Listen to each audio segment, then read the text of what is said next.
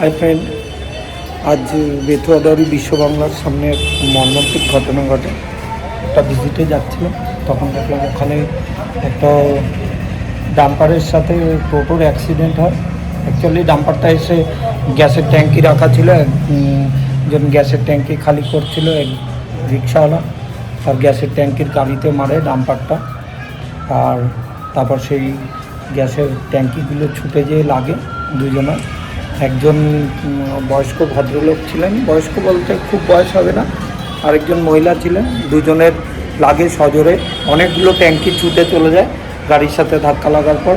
Actually গাড়ির ধাক্কা লাগেনি, গ্যাসের ট্যাঙ্কিগুলো লেগেছিল ওনাদের সাথে। সেই কারণে ওনারা একজনের খুবই সংকটজনক, একজনের অবস্থা, আরেকজনের তো যিনি মহিলা ছিলেন ওনার তখনও সেন্স ছিল, আর যে লোকটা ছিল বয়স্ক লোক তার কোনো সেন্স ছিল না। সাথে সাথে উনি অজ্ঞান হয়ে পড়ে যায় রক্তাক্ত অবস্থায়। যাই হোক, এর থেকে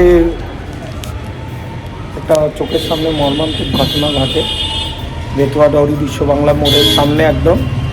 তো রাস্তাটা প্রচুর যানজটের, টোটো প্রচণ্ড পরিমাণ টোটো থাকে ওখানে, অনেক অনেক টোটো থাকে, টোটোদের ভিড় থাকে সবসময়।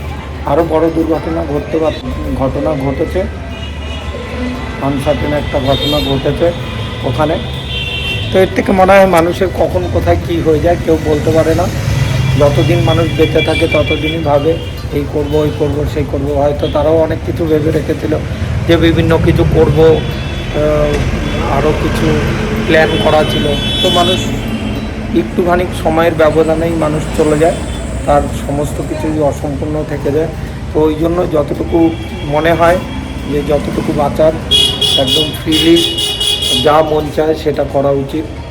আমরা যেমন আবদ্ধ জীবনে বিভিন্ন রকমভাবে সংসারের টানে, অফিসের টানে, কাজের টানে, চোখের সামনে এরকম কোনো ঘটনা ঘটলে তখন বোঝা যায় যে মানুষ সবার জীবন নিমিত্ত মাত্র, এই হয়তো আছি, এই নেই। তো সেই জন্যই অনেকে অনেক মোটিভেশনাল স্পিচ দেয় যখন দেখি, যে তারা বলে যে নিজের মতো করে বাঁচো, যতটুকু টাইম পাচ্ছ, কালকে কী হবে কেউ জানে না। তো আজই শেষ দিন, সেইভাবে বাঁচো। এসব ঘটনাগুলো চোখের সামনে ঘটার পর সত্যিই মনে হয় যে কোনো কিছু বলার নেই এরপরে আর, যে এরকম মানুষ কখন, ওখানে অতজন লোক ছিল, তার মধ্যে দুইজনের সাথে এরকম ইনসিডেন্ট ঘটে। তো যাই হোক, মনটা খুব খারাপ। যার বাড়ির লোক চলে গেল তারা হয়তো বুঝতে পারবে যে তাদের কতটা লস হলো। তো যাই হোক, এইটুকু বলার ছিল। নিজেরা সবাই সাবধানে থেকো, আর সাবধানে থেকেও কোনো কিছু হয় না। যার যখন বিপদ আসে সেইভাবেই চলে আসে, হাজার সাবধানতা অবলম্বনের সত্য। তাই বলছি, জীবনটা যতদিন আছে ততদিন এনজয় করো, ভালো করে নিজের মতো করে বাঁচো। হাজার লোকের চিন্তা করতে হবে না, কে কী বলবে না বলবে, কে কী করবে। নিজের যেটা ইচ্ছা হয় সেটা করতে পারো। হয়তো বলাটা সহজ, কিন্তু মাথায় চলতেই থাকে কে কী ভাবলো না ভাবলো, সমস্ত কিছুই আমরা বিচার করে চলি।